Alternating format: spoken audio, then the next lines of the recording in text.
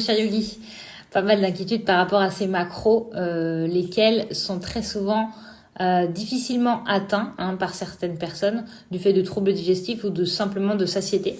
Et on va revoir ensemble un petit peu la base pour vraiment que vous compreniez que vous n'avez pas à atteindre quelque chose, que ça reste toujours dans un ordre d'idées, tout simplement parce que on ne peut jamais être sûr de ce dont vous avez besoin, et donc que tous les conseils qu'on pourrait vous donner, que moi-même je pourrais vous donner, restent de toute façon des marges en fait. Et c'est sur ces marges que vous allez pouvoir cibler tout ça en reliant directement avec vos symptômes de faim, d'envie, de fatigue, de pulsion alimentaire, tout ça pouvant indiquer que soit il y a un trop, soit il y a un pas assez. Donc on va revoir un petit peu juste les quelques bases des macros et sur quoi on peut jouer pour ne pas endommager, mais pour ne pas négliger les sensations, lesquelles c'est elles qui comptent. En ce qui concerne les macros des glucides, on est d'accord qu'on est sur un maximum de 20 grammes. Mais encore une fois, c'est qu'une moyenne. C'est-à-dire qu'il y a des personnes qui devront être à 10, 15 parce qu'elles ont une résistance à l'insuline. Et il y a des personnes qui ont un métabolisme rapide et qui pourront très largement être à 30 grammes et être toujours en cétose. En ce qui concerne les protéines, vous savez que je dis souvent que c'est 1 gramme par kilo de poids de corps. Mais en réalité, et je ne vais pas jusque là parce que c'est beaucoup trop complexe à savoir si vous ne faites pas d'examen pour savoir quel est votre taux de masse maigre, donc votre masse musculaire, c'est normalement 1 gramme par kilo de masse musculaire, justement, de masse maigre. Mais comme c'est compliqué à savoir, on part sur 1 gramme de kilo de poids de corps.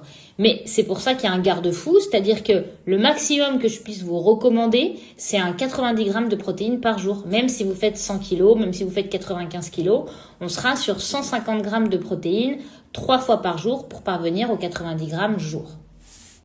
Les 1 gramme de kilo de poids de corps de protéines ne sont absolument pas figés. On peut descendre à 0,7, 0,8 parce on n'a pas besoin. On est vite rassasié, on se sent quand même en forme, on prend de la masse musculaire et on peut aussi monter jusqu'à 1,7 pour les personnes au contraire qui ont faim parce qu'elles font beaucoup de sport, parce qu'elles bougent énormément dans leur journée et qu'elles sentent qu'elles ont besoin de cet apport en protéines. Donc encore une fois, la fenêtre est très large. On part sur 1 gramme de kilo de poids de corps. Comme je vous l'ai dit, normalement masse maigre, mais c'est assez compliqué, donc on part sur la masse totale. Et on ajuste entre 0,8 et 1,7 en fonction de ses sensations de besoin et ses capacités à se nourrir en fait et à assimiler également.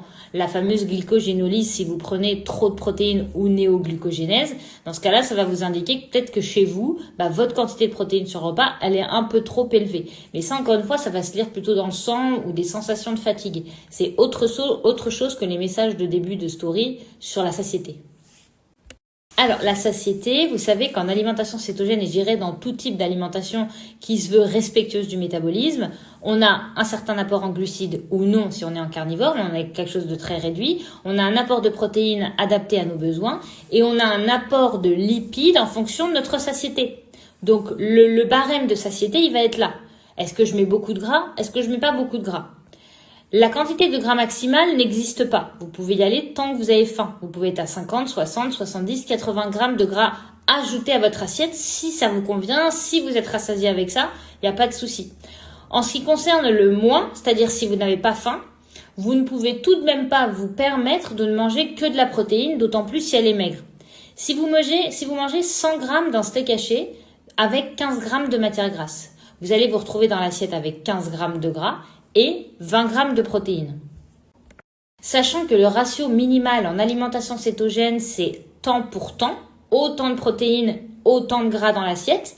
Si vous avez un morceau de viande qui vous apporte 20 grammes de protéines et qui vous apporte en lui-même 15 grammes de gras, il vous faudra forcément apporter au moins 5 grammes de gras pour être au moins à 20-20.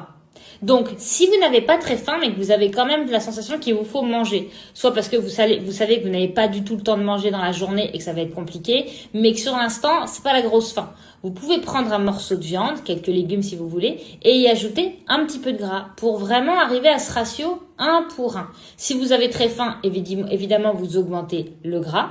Et si vous n'avez absolument pas faim, vous ne mangez pas. Tout simplement parce que l'alimentation cétogène, si vous êtes adapté, va vous apporter tous les besoins et vous n'aurez pas besoin d'aller les chercher dans votre assiette.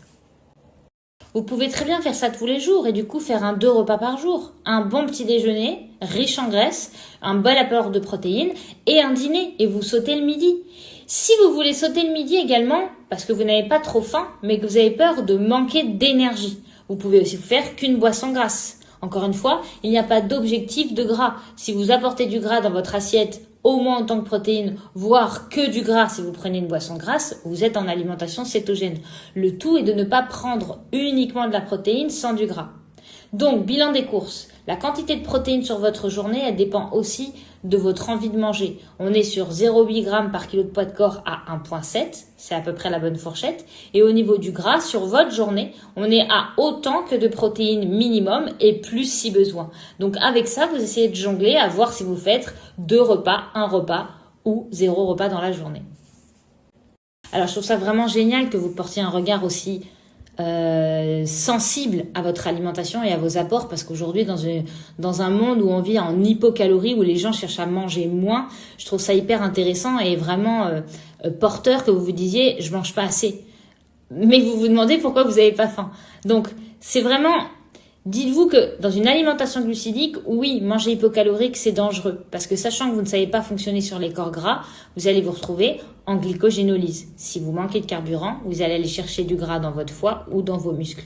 Mais en alimentation cétogène, si vous n'avez pas faim, c'est que vous carburez au cétone. Donc vous préservez votre masse musculaire, vous conservez votre énergie, vous n'avez pas de fringales. Peut-être que vous allez manger plus le soir parce qu'effectivement, la faim commence à se faire sentir. Mais il n'y a pas de danger. Donc respectez vos sensations, portez un regard intelligent sur vos assiettes, au moins autant de protéines que de gras, voire plus de gras si vous avez faim, et kiffez ces sensations de liberté.